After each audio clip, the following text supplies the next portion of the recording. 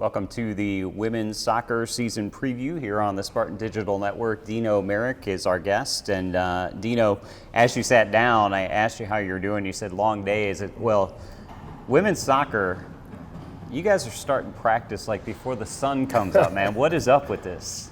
It's the time frame that we have, and we're going to make the best use of it.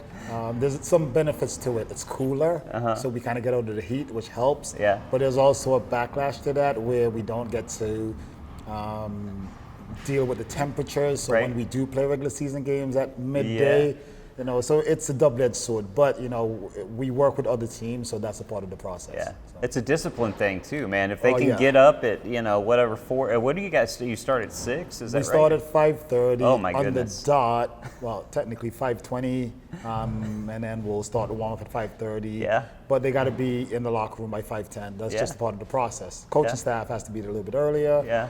But that's a part of the process. Getting players used to adapting.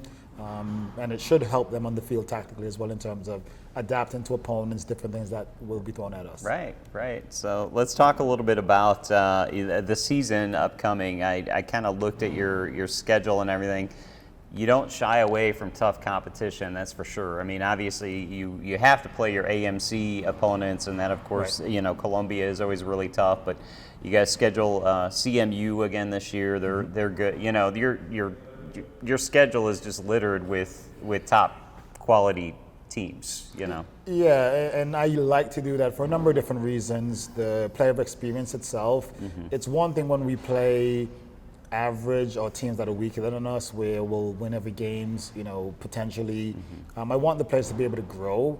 So facing the best teams in the country is a part of that. Right. For us, if we do make it to the national tournament, which is our end goal, we want the players to be able to see that level of competition earlier, so it's not necessarily a shell shock when we get there. But again, I want to make sure I do my due diligence of exposing the players to that level of competition early and often, just to help them grow, whether it's tactically, technically, doesn't really matter. Just competition, to me, iron sharpens iron. And we want to be the best version of ourselves. And the only way we can do that is by testing ourselves with the best opponents. Right. And I'm not saying you're doing this, but the pendulum can swing a little bit too far. And maybe we saw this a little bit last year. You guys were losing close games to good competition, and it started to snowball a little bit on you, I think, last year. Yeah, it's a double-edged sword in a way. I remember a few years ago, we ended up breaking our own record in terms of winning 10 consecutive games. Right. But we lost the first 7 or 6 games to top 25 teams. But then the players, they grew from that, and then we went on a run in the conference, and I think right before conference where we went 10 games unbeaten, because again of the competition that we faced prior. So it works both ways, as you said. My hope is that the players are able to balance that out and understand the madness in my method of such a tough schedule, which I've heard that every year. I've been a head coach, players are like, why do we play such a tough schedule? There's a reason for it.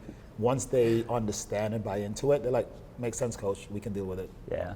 So I haven't had a chance to see the roster for this year, but just talk a little bit about what you have coming back from last year. Who are some of those familiar names that are with the squad again this year?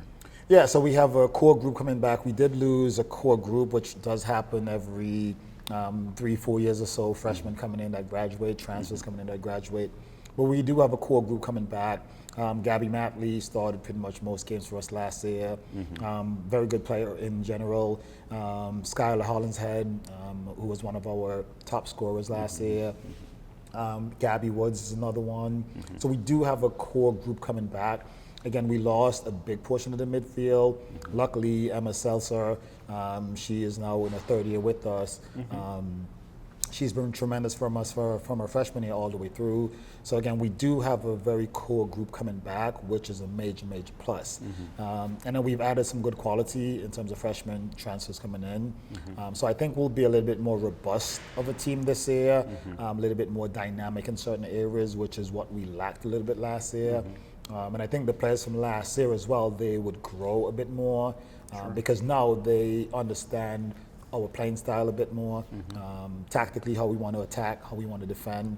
So hopefully, my hope is it's more streamlined than more challenging in a sense. Yeah, you had some of your top players that were, upperclassmen and graduated and all that stuff, but it really did feel like you had a pretty young team Yes. last year, now 1 year under their belt, and then you just talked about transfers and freshmen that are coming in. Talk a little bit about that. Who are some of those new faces that might be making an impact here? Yeah, so we have a transfer, Natalie Gum, very solid player in general, very technical, physical, which is, like, she's very combative. It's something that we missed a little bit last year, so she'll bring a little bit more steel in the midfield, which is what we needed. And then we have a goalkeeper coming in, freshman, who could be very, very special, I believe. Good foundation, good ability to play. Hannah Miller, which I think would be a good help. And again, we have a few others. Emily Kramer, very technical. Again, smaller but understands the game. Very, very good soccer IQ. Ashlyn Yansmin, again, which is another good freshman we have coming in. So we do have a good mix. And then we have a grad student coming back who, I guess, skipped a year. So she will also give us a little bit of experience that at some points the freshmen will need. So I think we have a very good balance overall this year. So when I talk with basketball coaches and stuff like that, and I guess most coaches in general, so I want to put it to you as well, when you look at your schedule, a lot of times you break it down into segments. Like, this is obviously our conference schedule. Right. This is what some may call preseason, and then you guys don't play a lot of tournaments or Right. whatever.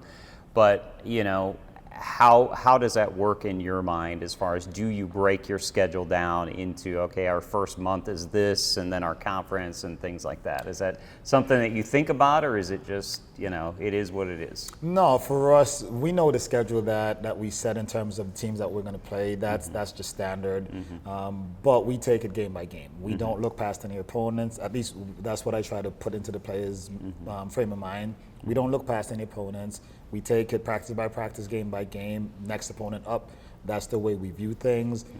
So it really doesn't matter who it is on the first day, who it is on the last day. We can't look past any team. We want to make sure we see the importance of every game, and we value that.